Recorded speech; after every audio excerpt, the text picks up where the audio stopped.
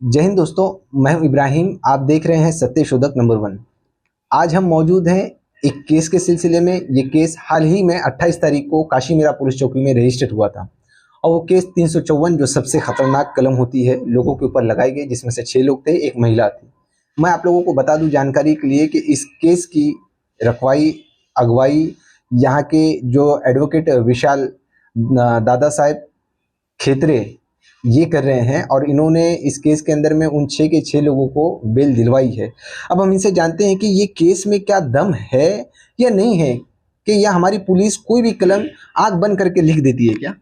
नमस्कार, मेरा नाम एडवोकेट विशाल दादा साहब खेतरे।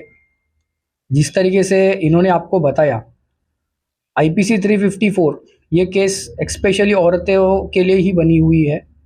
उनकी मॉडेस्टी के का उल्लंघन कोई अगर करता है तो ये सारी धाराएं लगती है।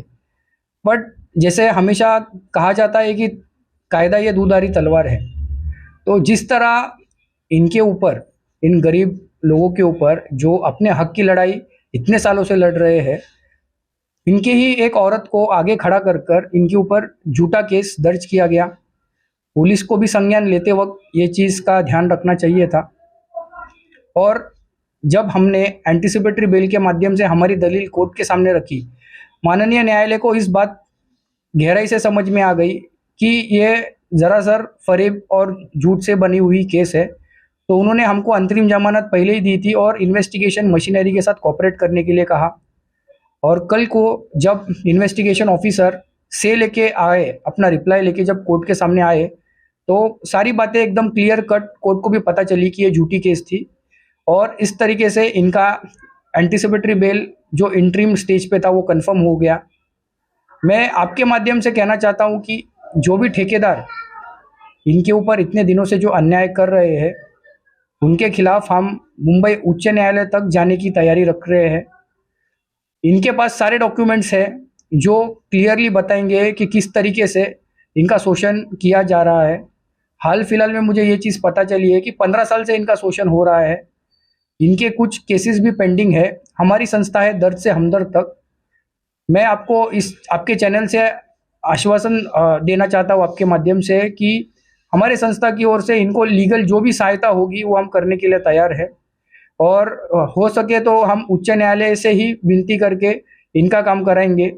रिस्पॉन्सिबल म्युनिसिपल कॉरपोरेशन के जो भी ऑफिसर्स है, इन्होंने इस चीज़ का संज्ञान लेते हुए ऐसे ठेकेदारों पे सख्त कार्रवाई करनी चाहिए, ऐसी मेरी उनसे रिक्वेस्ट है। अन्यथा कोर्ट के दरवाजे तो हमेशा सबके लिए खुले हैं। वकील साहब ने जो कहा है, मैं एक थोड़ा सा मेरा अजीब सवाल होगा शायद से आपको लगे, कि जब पुलिस कलम लिखती है तो वो उनको एक बर्डन आ जाता है उनके ऊपर में, वो चौकसी का काम लग जाता है उनके लिए, सब दोनों पार्टी से देखना। इनके लिए इनसे क्रॉस केस भी शायद से उन्होंने नहीं लिया, इनके बयान को भी दर्ज नहीं किया। तो ऐसा क्या लग रहा है कि क्या पुलिस भी किसी वन साइड का सपोर्ट कर रही है। देखिए कैसा होता है, जो हमारा लेजिस्लेशन है वो औरतों और बच्चों के लिए स्पेशल प्रोविजंस बनाता है। अब जो कि ये केस एक औरत ने किया गया, औरत की ओर से हुआ गया है, तो उनको एक लेना मैंडेट है। बट मुझे ऐसा लगता है कि माननीय सुप्रीम कोर्ट का लेटेस्ट जो केस लॉ है सत्येंद्र कुमार का, उसके हिसाब से 7 साल की सज़ा के लिए प्रिलिमिनरी इंक्वायरी बहुत ज़रूरी है। वो जो जजमेंट आया वो अर्नेश कुमार के बेस पे आया था। अर्नेश कुमार में क्लियर लिखा है कि कोई भी व्यक्ति अगर ऐसा एलिगेशन करता है कि वो उसका सज़ा 7 साल से कम हो, तो पुलिस का ड्यूटी है कि पहले वो प्रिलिमिनरी इंक्वायरी करे। बट पुलिस ने ऐसा ना करते हुए किसके प्रेशर में आके एफआईआर किया, वो खुद ही बेहतर जानते हैं। तो मुझे ऐसा लगता है कि पुलिस प्रशासन ने कोर्ट के जो मैंडेट है, वो भी माननीय सुप्रीम कोर्ट के मैंडेट है, उनको रिलीजियसली फॉलो करना चाहिए था और इनकी भी बात सुननी चाहिए थी। और निष्कर्ष में कंक्लूजन पे आके उन्होंने एफआईआर लेना चाहिए था, जो कि इनके केस में नहीं हुआ है।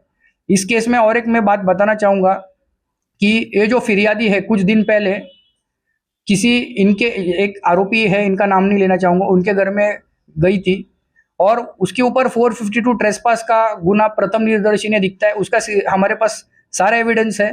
उस एविडेंस को लेके माननीय कोर्ट में हम दलील रख रहे हैं। हमने हर जगह अभी अर्जी भी किया है और मुझे विश्वास है कि हमको कोर्ट में जाने की आवश्यकता ना पड़े। पुलिस वाले खुद ही इस चीज़ का संज्ञान ले ले। तो मुझे ऐसा लगता है कि आपका जो सवाल है उसका आपको उत्तर मिल चुका होगा, मैंने बिना बोले ही आपको दे दिया। मैं आपसे एक और सवाल करना चाहता हूँ कि आपके सर पे वैसे भी काली माता है।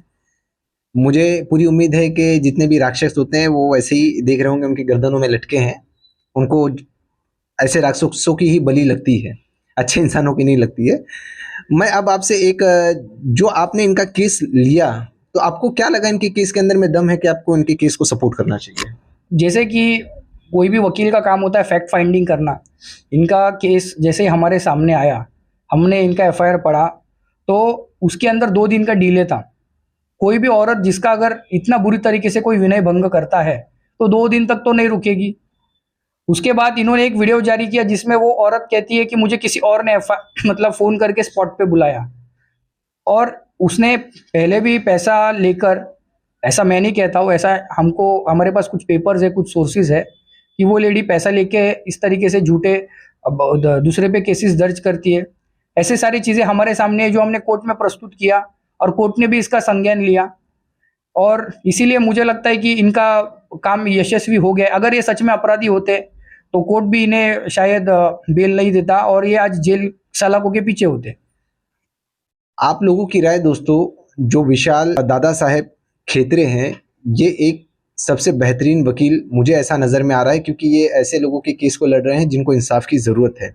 कि दोस्तों सावधान रहें ऐसे लोगों से, और जो ये लोग कर रहे हैं जैसे हेमंत कानाबार है, उनकी टीम है, ये लोग ईमानदारी से काम करते हैं नहीं करते ये तो जांच का विषय है, और ये केस वैसे भी कोर्ट के अंदर चल रहा है। वकील साहब, मैं आपसे एक आखिरी सवाल करना चाहता हूँ कि ये जो सारे ऐसे केसेस होते हैं, ये ज़्यादातर केसेस क्या झूठे ही होते हैं या रियली में मतलब जैसे फैक्ट होता है कि लोगों ने ऐसा किया भी है? देखिए ऐसा तो कोई मोटे तौर से हम नहीं बोल पाएंगे, लोगों पे अन्याय होता है और कुछ चीज़ें पॉलिटिकली मोटिवेटेड और पॉलिटिकली माइलेज के तौर से होती है। इसीलिए संविधान में, क्रिमिनल लॉ में 438 का एंटीसिपेटरी बेल का प्रोविज़न है। वो प्रोविज़न लेजिस्लेशन ने इसीलिए लाया था क्योंकि जो इनके जैसे साफ़ सुथरे लोग हैं, जिनके ऊपर कोई क्रिमिनल केसेस नहीं है, जो अच्छी मेहनत करके, अभी ये सारे सफाई कामगार हैं, सफाई कामगार के ऊपर किसी के ऊपर कोई केस नहीं था, फिर भी इनके ऊपर झूठा 354 का केस लगा के जो ठेकेदार है ये इनका मॉरल तोड़ना चाहते थे, क्योंकि ये एक साथ उनके खिलाफ आवाज उठा रहे थे। इसीलिए मुझे ऐसा लगता है कि आपका जो सवाल है उसका मैं इस तरीके से जवाब देकर ये कंक्लूड करना चाहता हूँ कि अगर कोई गुनाह करता है तो उसको प्रशासन, शासन, कोर्ट के माध्यम से कभी नहीं छोड़ता, और जो बेगुनाह है उसको शासन, प्रशासन या कोर्ट इस तरीके से हेल्प करता है। बस मुझे इतना ही कहना है। चलिए, मैंने मूवी में और हकीकत में एक चीज़ देखी है कि लोगों को इंसाफ मांगते मांगते सर के बाल और चप्पल ये दोनों घिस जाती है, पर आज के वक्त में मैंने देखा है कि बहुत कम वक्त के अंदर में ऐसे लोगों को न्याय मिला है। कहीं ना कहीं मुझे ऐसा लगता है कि ऐसे ईमानदार वकील लोग जब तक है, न्याय जिंदा है, न्यायपालिका अपने काम को करेगी और लोगों को न्याय मिलेगा। दोस्तों, आपकी राय, आप लोगों की राय हमारे एडवोकेट वकील पे क्या है, जो विशाल जी हैं उन पे क्या है, हेमंत कानाबार की जो टीम है, क्या लगता है उन लोगों ने वाकई में अपराध किया है? कमेंट करके ज़रूर बताएं। अगर वीडियो अच्छा लगा तो इसे दूर तक पहुंचाएं। मैं हूं इब्राहिम। जय हिंद, जय महाराष्ट्र।